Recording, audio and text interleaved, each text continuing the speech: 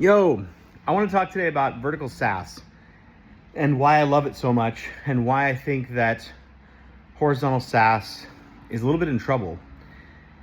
And I think it's because the LLMs can build really quickly on our behalf, and they're getting better at understanding intentions with less context. And as they get better at this, the thing that scales really quickly is narrow expertise that is actually connected to market buying behavior. And if you're competing against a bunch of other providers that sell to a variety of different personas, use cases, problems, you don't actually know why people buy. And the reason that you were able to be so successful, one of the reasons at least, is that you had enough capital to go after a market that wasn't saturated. The better go-to-market motion won, and you could win with worse messaging. And I think that generally, where are the teams that will, I guess people talk about this like first single person $1 billion business or $100 million business. And I think that the one thing that the LLMs can't do is they don't really understand people's buying behavior because it's not really written down. It's in people's heads. It is whispered on calls. Sometimes if you ask the right question, oftentimes it's not talking about at all. And that means that the large language models don't really understand that buying behavior. And they also don't really understand, there's some epic music going on in the background. They don't really understand what led to that buying behavior. And this is where vertical SaaS has just a tremendous amount of value to add. It's where their go-to-market motion will make leaps and bounds over horizontal SaaS because they can weaponize their buyer insights, because that they have a tight lane with which to go to market. And horizontal SaaS companies don't have that. And they're split and they're fractured and they don't really know why people buy.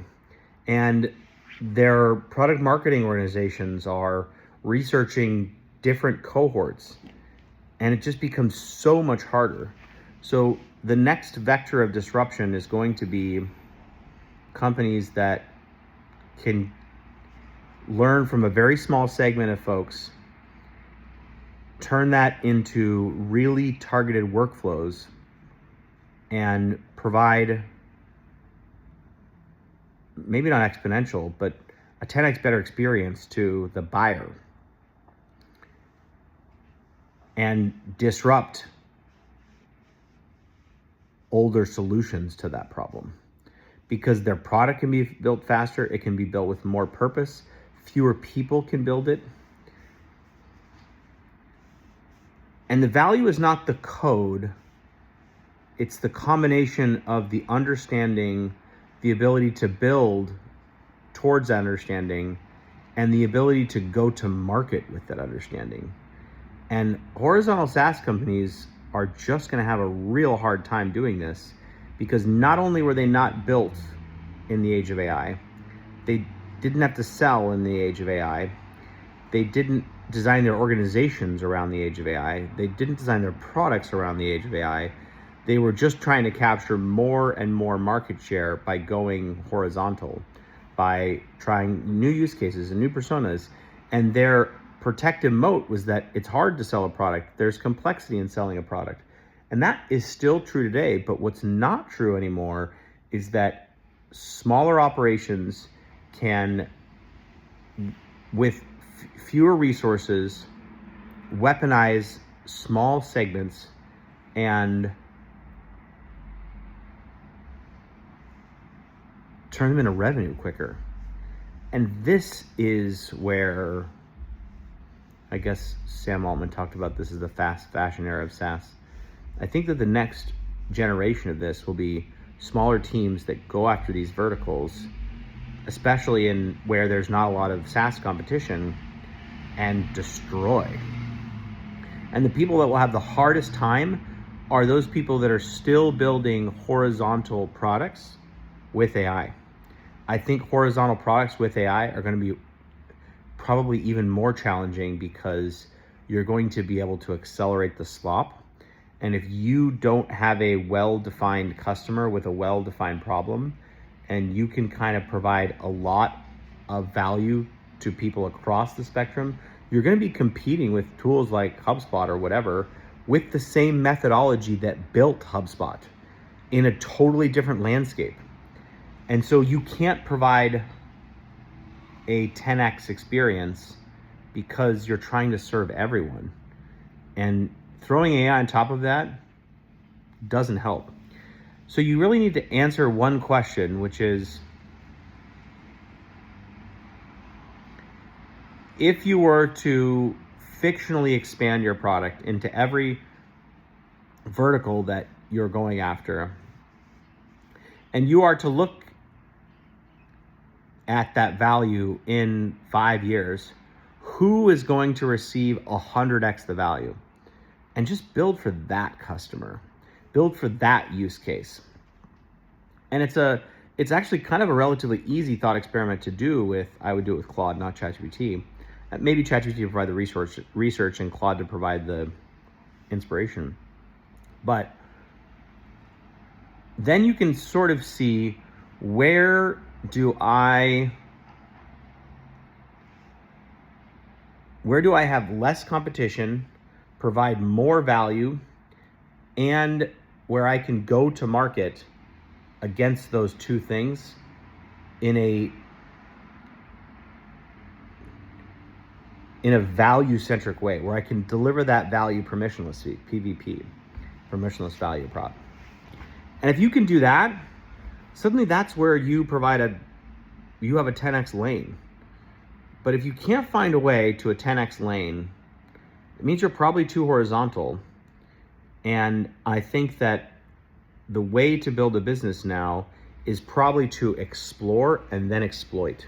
So explore, and I would say explore serially. So don't try 10 things at once. Try, maybe each month or something, pick a segment and then go after it. And I probably should put together I have some content around this, but not a lot.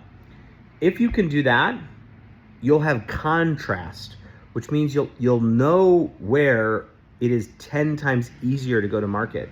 And generally, founders that haven't gone to market enough times or in enough industries, or don't have like the type of lens that I do, they don't really realize that there are some segments that just are ready to trot, ready to buy, that just pick up the product so much easier.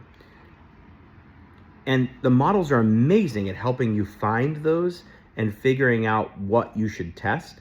And if you can do that, you'll realize that the market is big and you can dominate some portion of it if you are focused about who you serve and you experiment with who you serve, and then you agree not to serve a bunch of other customers that could get benefit from your product. And this is a human limitation. And if you can do that, you can find the market that's right, and then also understand the buyer's needs and the buyer's motivation, you'll have the easiest time going to market. It will be surprisingly easy. But that means letting go of revenue that you could get for revenue that is 10 times more valuable. And the GTM fund put out a piece recently called ERR, experimental run rate, which is people like throwing money at AI to try shit. And you want to avoid that. If your product involves a lot of ERR, that means that you're asking your customer to experiment for you. And if you're a year in and you're still getting ERR, that's a problem. That means that you have picked an industry, a segment, and a go-to-market motion that is on ultra hard mode. And there's no reason to do that anymore. I hope you have a beautiful Sunday. Thanks so much for watching. Adios.